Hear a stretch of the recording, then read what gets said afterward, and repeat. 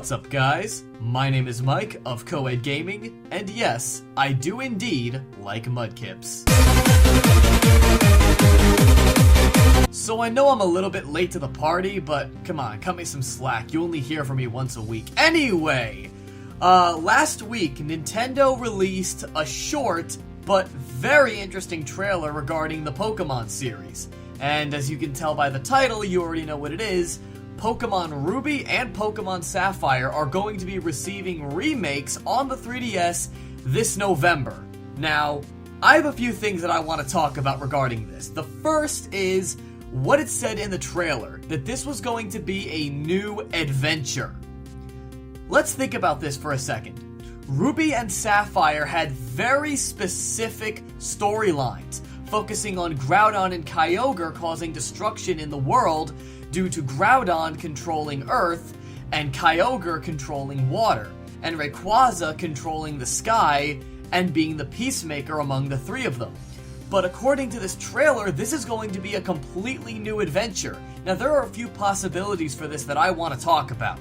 The first possibility stems from the setting of the games. Obviously, because this is a remake of Ruby and Sapphire, it's going to take place in Hoenn. However, we need to look a little bit closer into that trailer to learn what exactly Hoenn could be. Hoenn could easily be the exact same place that we visited 11 years ago, but what's stopping Game Freak from changing it around and making it a lot more modern? At the same time, we need to remember something. It has been 11 years since Ruby and Sapphire were released. Do you really think that only Gen 3 Pokemon are going to appear in this game? I really don't think so. I see this as an opportunity for Game Freak to go and do, I don't know, throwing in Pokemon from every single generation into one game? I don't know. I mean, they already did that with X and Y. Why not do it here? When we think about it, it's been 11 years, and this is probably the most requested Pokemon game ever created. I mean, hell, the term Hoenn confirmed has been an internet meme for years now. There's no reason why they shouldn't go all out and put as much love as they can into Omega Ruby and Alpha Sapphire. And that's another thing I want to talk about, the names.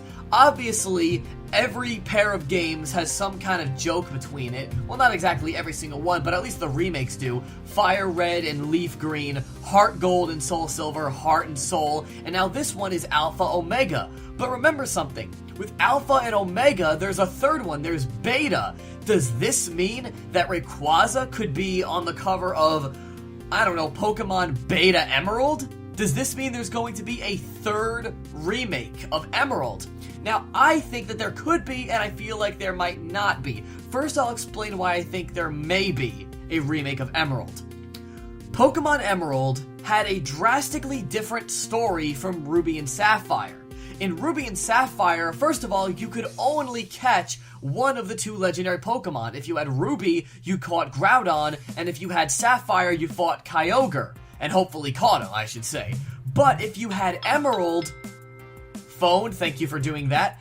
But if you had Emerald, you would be able to not only capture both Groudon and Kyogre, but you would also be able to capture Rayquaza. And on top of that, in the endgame, after you beat the Elite Four, you'd be able to go around hunting for the three Reggies. Regice, Regirock, and Registeel. So it actually had a very engaging endgame. It's very similar in that style to Diamond and Pearl, where after the endgame, you went and hunted the three Mirage Pokemon. So in that respect, it's very similar to Diamond and Pearl.